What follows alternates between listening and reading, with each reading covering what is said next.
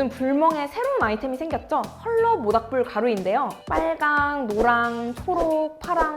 왜 각 금속마다 고유한 불꽃색을 가지게 되는 걸까요? 그 이유는 양자역학으로 설명할 수 있습니다.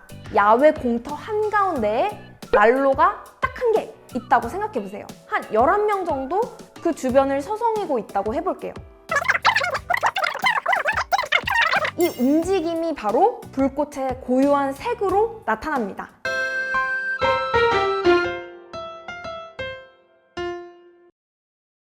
안녕하세요. 과학 커뮤니케이터 울림입니다. 최근 몇 년 사이에 캠핑에 대한 관심이 정말 많이 커진 것 같아요. 캠핑이나 글램핑, 하다못해 MT를 가더라도 바비큐를 해먹고 늦은 밤 모닥불을 피워놓고 불멍을 하고 있자면 이보다 더한 힐링은 없는 것 같은데요.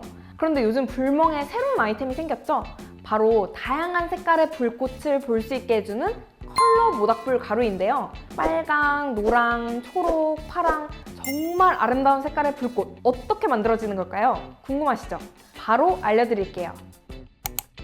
영화 엘리멘탈 보신 적 있으신가요? 불인 엠버와 물인 제이드의 사랑 이야기가 영화에서 담겨 있는데요.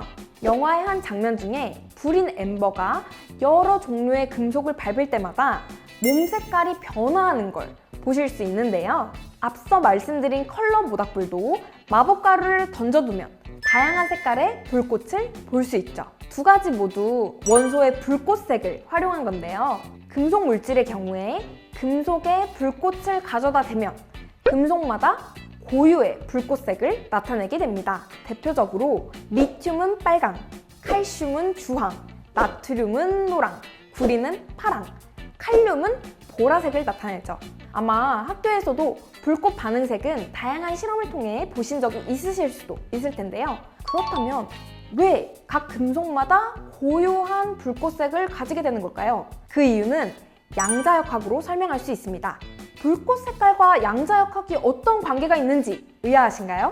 지금부터 하나씩 차근차근 설명드려 볼게요. 먼저 위에 말씀드린 금속들, 리튬, 칼슘, 나트륨, 구리, 칼륨은 원소라고 불러요. 원소는 물질의 특성을 가지고 있는 가장 작은 단위인데요. 리튬, 칼슘 이런 각각 이름을 가지고 있죠.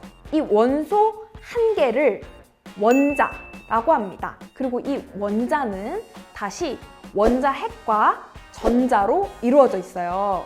원자핵은 플러스의 성질을 가지고 있고 전자는 마이너스의 성질을 가지고 있고요. 이 원자핵과 전자가 합쳐서, 즉 플러스와 마이너스를 합쳐서 결과적으로 0이라는 중성의 성질을 가지는 원자가 됩니다.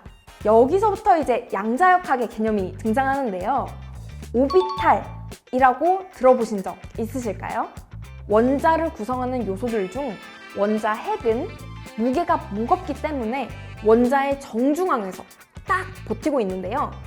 전자는 상대적으로 가벼워서 잘 돌아다닐 수 있고 원자의 주변을 서성거리게 돼요. 이때 이 오비탈이라는 말은 이 전자들이 원자의 주변을 돌아다닐 때 있을 확률이 높은 공간 영역을 나타내는 개념입니다. 쉽게 설명드려 볼게요. 정말 너무너무 추운 날씨에 야외 공터 한가운데에 난로가 딱 한 개 있다고 생각해 보세요. 그리고 한 11명 정도 그 주변을 서성이고 있다고 해볼게요. 공터는 벗어나면 안 된다는 규칙이 있어요. 그렇다면 이 11명은 자유롭게 공터 경계선에 있을 수도 있고 아니면 중앙 난로에 찰싹 붙어 있을 수도 있겠죠? 그래도 아무래도 추우니까 난로 근처에 많이들 모여 있을 거예요.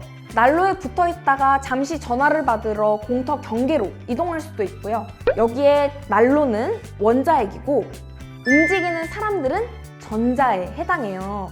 이때 난로에 완전 가까운 영역과 난로에서 많이 떨어진 영역을 과학자들이 분리해서 설명을 하는데요.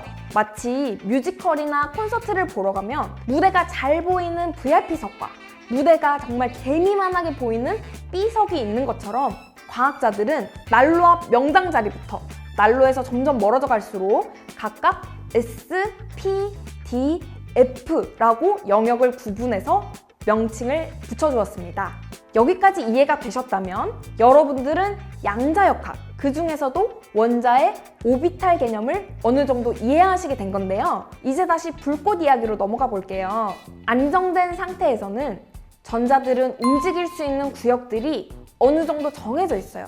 아무래도 제한된 공간에서 모든 사람들이 가장 여유롭게 있을 수 있도록 분산을 시켜놔야 안정되겠죠?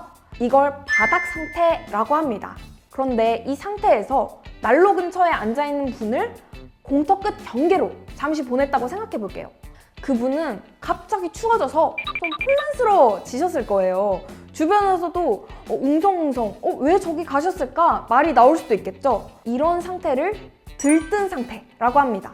이 들뜬 상태에서 경계로 잠시 내보냈던 분을 다시 오세요 라고 해서 난로로 부른다면 그분은 왜 내보내셨던 거예요 라고 말하시면서 다시 들어오시겠죠. 이 움직임이 바로 불꽃의 고유한 색으로 나타납니다. 원소마다 공터의 크기도 난로의 따뜻한 정도도 다 다르니까 구역이 변경됐다가 다시 돌아갈 때 체감되는 차이도 다 다르겠죠. 그렇기 때문에 원소마다 불꽃 색이 다르게 나타나게 된답니다.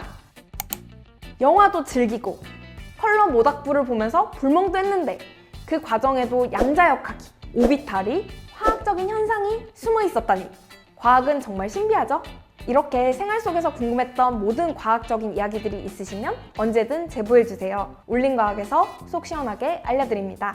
지금까지 과학의 울림을 전달하는 과학 커뮤니케이터 울림이었습니다.